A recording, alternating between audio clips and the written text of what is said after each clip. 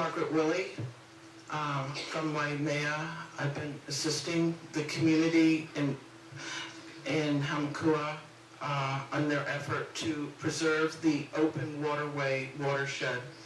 And let me just say, my background is, I'm an attorney, but I also have a background in cultural anthropology. And so I'm pretty much putting on my cultural anthropology hat right now, and the importance of preserving our heritage. And in terms of the big picture, I'm really trying to encourage you as the county to step up and take a more active role in the preservation of historic culture and in preservation of watershed ecosystems. My sense is, generally that this has been left to the state, as it has a preservation office, and in terms of water issues. But the state is not doing a good job, so these things do not get done. And I also want to stress the importance of history and heritage in terms of our economic future. All of these issues play together. One reason that we've come here is that there is no Hamakua CDP plan in place. So that really leaves you the most local government body for this discussion. The general plan, what Ms. Yagong stated, referred to, provides protect, restore, and enhance sites, buildings, objects of significant historical and cultural importance to Hawaii. In terms of the draft Hamakua CDP, it states, appreciate the cultural assets that undergird a sense of place for the region. If you look at all the CDPs that I'm pretty much aware of, they all stress sense of place as something, an overarching principle. I think there's also the process issue here. The process sort of went awry. There was a general environmental impact statement, a memorandum agreement, huge community input that then was proceeded on, and suddenly a lot of the landowners got a notice that there was about to be construction on their land and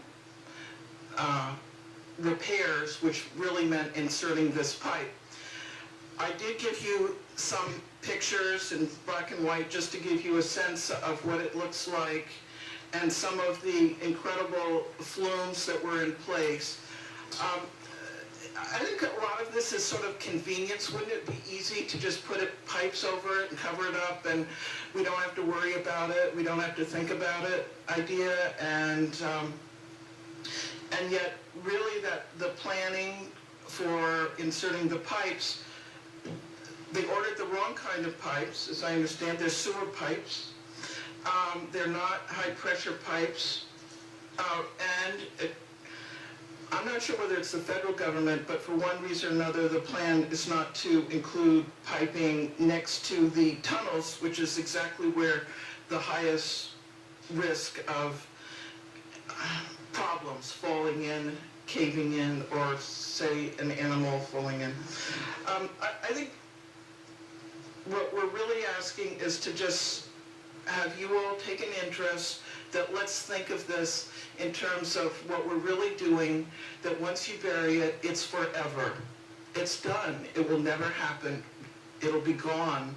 And ask you whether it's to wait for the CDP, Hamakua CDP, allow for whether it's in supplemental EIS, to just not do something in haste that will destroy a region's heritage. So I do want to mention one other. We have all these plans that stress, like physical features of the natural and built environment should be maintained and designed in ways that foster relationships, connect with history of land, and create a lasting sense of place. All these different things, we need to apply them.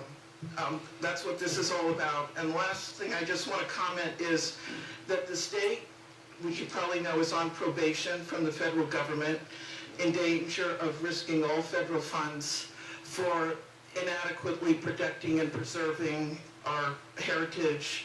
The emphasis, according to them, was to encourage community and neighboring island projects. It hasn't happened. We were put on probation in 2010. And this spring, the state was told, you are still failing, the only state in the union, and you either get your act together or you're losing all money. So the Hamakua ditch, as I see it, sort of epitomizes what's going on, and we just ask for your consideration and interest in this, resolving what happens to the ditch. Thank you. Mr. Chairman,